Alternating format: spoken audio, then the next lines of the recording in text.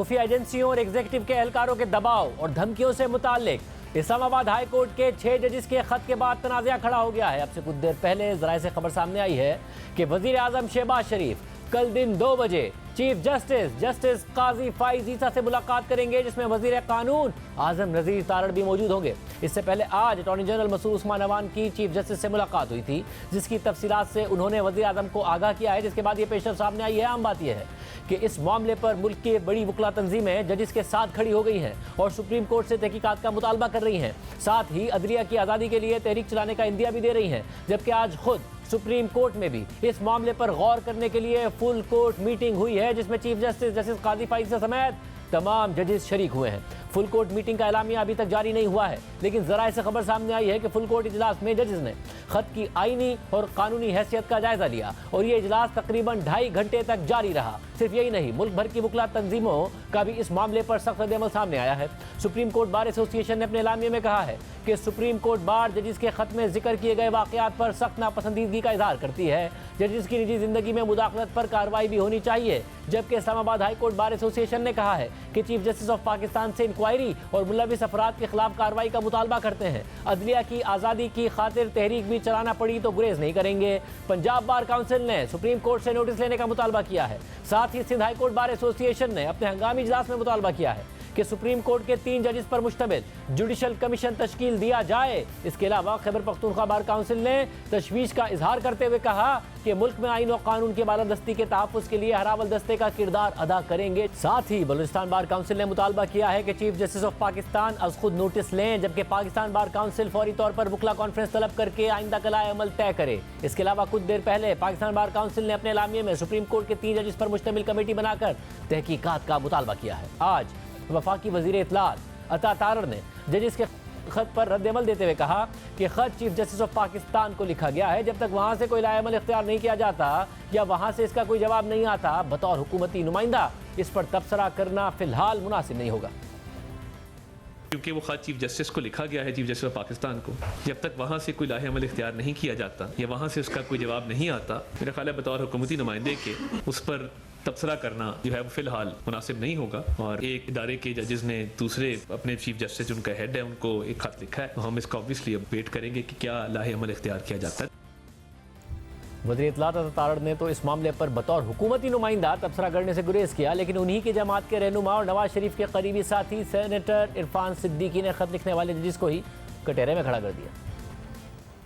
दिनों से हम सुन रहे हैं कि जी 9 मई के मामलात जो हैं वो आने वाले हैं, जिनको सजाएं होने वाली हैं, वो सजाएं सुनाई जाने वाली हैं। सुप्रीम कोर्ट के अंदर केस लगा हुआ है, आजकल में उसकी समाअत जारी है। एन उस मौके पे आके ये कहना जी कि एजेंसियां दखील हो रही हैं या इंतजामिया दखील हो रही है, जैसे आज ये दखील हुई हो, ऐसे नहीं है। ये इस मौके पे एक पॉलिटिकल नैरेटिव अदालत के अंदर से बनाने की कोशिश की गई है। इन 6 मुअज़्ज़ज़ जज साहिबान का जो रवैया और तर्ज अमल है, और ये शिकायत किससे कर रहे हैं? सुप्रीम जुडिशल काउंसिल से। वो कहां से फोरम आ गया इंतजामिया के या किसी एजेंसी का नोटिस लेने वाला? वो तो फोरम है आपकी पकड़ करने वाला। वो आपकी गिरफ्त कर सकता है कि आपने वक्त पे क्यों नहीं बताया, जब आपके घर से कैमरे निकले क्यों नहीं बताया आपने, किसी पे तशद्दुद हुआ क्यों नहीं बताया आपने। जब शौकत अजीज ने ये कहा था तो उस वक्त ऐसा नहीं हो रहा था। आपकी राय क्या थी इन 6 जजों की? चले 6 इनमें से नहीं थे, लेकिन जो सबसे सीनियर थे यानी साहब, वो उस वक्त भी मौजूद थे। आज वो उस पोजीशन में है जिस पोजीशन में शौकत अजीज सिद्दीकी थे, सबसे सीनियर जज है। वो क्यों नहीं बोले उस वक्त? उन्होंने क्यों वो केसेस ले लिए? उन्होंने क्यों जमानत नहीं होने दी? उन्होंने क्यों 2 साल की मेहनत बचाई? और आज वो कह रहे हैं जी कि एजेंसियां असरअंदाज होती हैं। तहकीक यहीं से शुरू होने चाहिए, इन्हीं 6 बंदों से होनी चाहिए कि जिस दिन कैमरा तुम्हारे घर से निकला, आपने क्यों नहीं अगले दिन उस बंदे को बुला लिया? आप एक एहलकार की, कर्नल की या मेजर की शिकायत कर रहे हैं सुप्रीम जुडिशल काउंसिल से, आपने क्यों नहीं अगले दिन उसे अपनी अदालत के कटहरे में खड़ा कर लिया? यू आर द अथॉरिटी, आपको सजा देनी थी, सुप्रीम जुडिशल काउंसिल ने नहीं देनी होनी। आपने अपने फराइज से कोताही की है, आज आप सियासत करना शुरू कर दिया।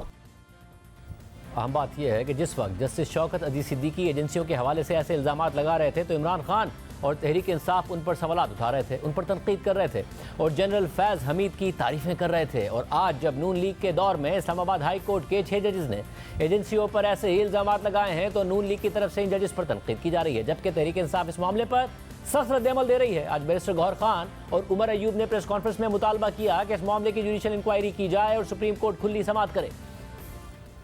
जो जज साहिबान ने जिंदगी में पहली मर्तबा कोई ऐसा लेटर लिखा है, ये पाकिस्तान की जुडिशरी के लिए एक टर्निंग पॉइंट है। सबसे पहले उन जज साहिबान, उनकी फैमिली मेंबर्स का तहफ़्फ़ुज़ यकीनी बनाया जाए। हम साथ मुतालिबा करते हैं कि इसकी डीप इंक्वायरी फौरन इनिशिएट की जाए और जुडिशल कमीशन के थ्रू इसकी इंक्वायरी हो। हम ये भी मुतालिबा करते हैं कि इंक्वायरी, इन्वेस्टिगेशन और proceeding full supreme court open court में करे।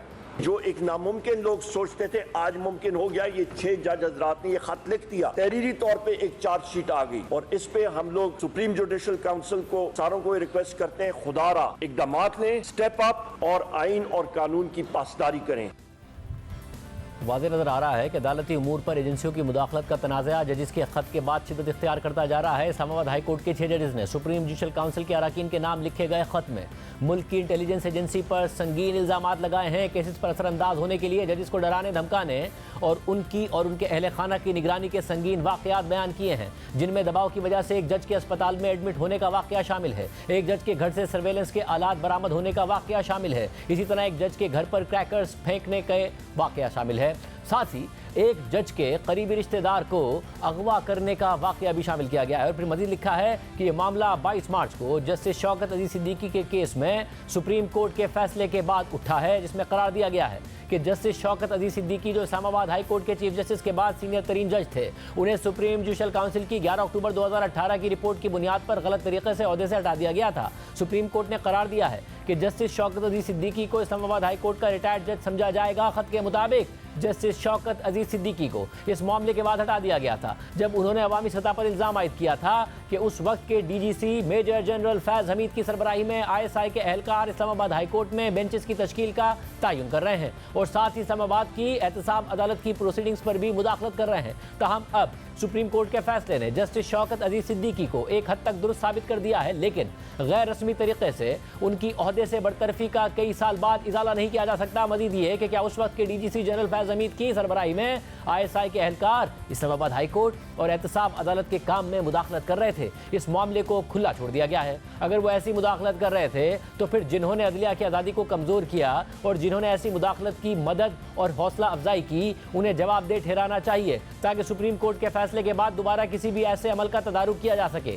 जस्टिस शौकत अजीज सिद्दीकी ने मीडिया इंटरव्यू में अपना मुतालबा दोहराया है कि अदालती कार्रवाइयों में ISI के अहलकारों की इंजीनियरिंग के मकसद के तहत मुदाखलत से मुतालिक इल्ज़ामात की तहकीकात होनी चाहिए। इस्लामाबाद हाई कोर्ट के जजेस ने मज़ीद लिखा कि हम जस्टिस शौकत अजीज सिद्दीकी की अपने इल्ज़ामात की तहकीकात से मुतालिक दरख्वास्त की हिमायत करते हैं, साथ ही इस्तदा करते हैं कि इस तहकीकात का दायरा बढ़ाकर तयन किया जाए कि क्या इस्लामाबाद हाई कोर्ट के इंतजामी मामलात और इसके मातहत अदालतों की कार्रवाइयों पर अब भी ऐसी मुदाखलत जारी है, और क्या हाई कोर्ट्स, ज़िलाई और खुसूसी अदालतें इंटेलिजेंस एजेंसियों की दबाव पर मबनी खुली या पोशीदा धमकियों के तहत काम कर रही हैं। हम ये भी नोट करते हैं कि सुप्रीम जुडिशल काउंसिल का जजिस के लिए कोड ऑफ कंडक्ट इस हवाले से कोई रहनुमाई नहीं देता है कि जज कैसे इस तरह के वाक़यात को रिपोर्ट करे या रद्द अमल दे जो डराने और अदलिया की आज़ादी में मुदाखलत के मुतरादिफ है। खत में मज़ीद लिखा है कि जस्टिस शौकत अजीज सिद्दीकी के केस में साबिक जज को रिलीफ दे दिया गया है और हम समझते हैं कि जहां ऐसा इकदाम ज़रूरी था तो वहीं ये नाकाफ़ी भी हो सकता है। हम समझते हैं कि इनफरादी जजेस के लिए ज़रूरी नहीं होना चाहिए